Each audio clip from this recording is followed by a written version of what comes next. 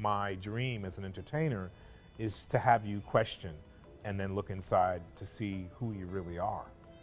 And who you really are may surprise you. Wow, that was cool. that was a very intense scene. As an actor in my world, I use building blocks to create the character. This particular character, Anton's ability to lead is what drives him. His ability to create a better world for his people is what drives him. Anton is very smart at how he manipulates Diego and puts him in the position he needs to be in. He's questioning him constantly about what he thinks. What is your truth? He has a saying, truth or lies, truth or lies. And truth is always going to be the winner. But is Anton always telling the truth?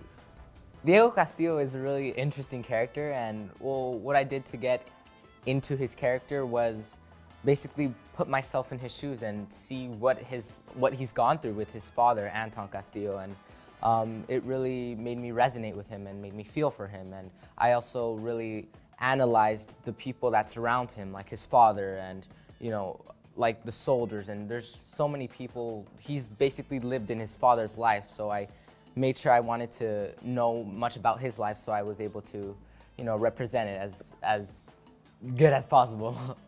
I felt ready to put on the tights and the markers and the helmet with the lights right in my eyes and the cameras staring at me.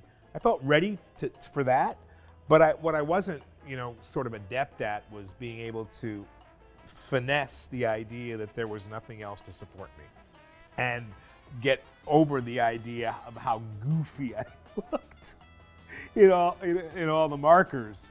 When you're acting in a video game, you're in this place called the volume.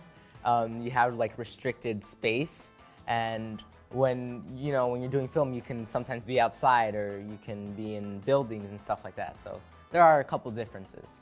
At first, you know, it took a bit of getting used to, like all the HMC and all the suit. I was like, whoa, this is something I've never done. But you know, as time started going by, I started enjoying it more and I started getting used to it, and you know, I love it now. It's just fascinating. It's like big brains, you know, really big brains. And then I come upstairs here and I see what sort of happens on these screens up here and all these young people who are so passionate about what they do and have such knowledge. And, you know, I meet one guy who's sitting there and he's been working on one specific thing for a year.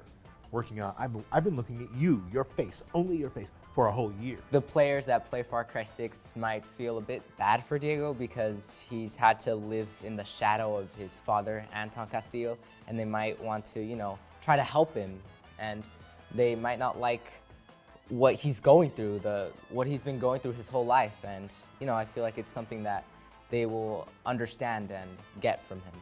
Well, I hope the players will take away that Antón is a human being. That he really has the wide spectrum of emotions that we all feel as human beings, and that he's also conflicted.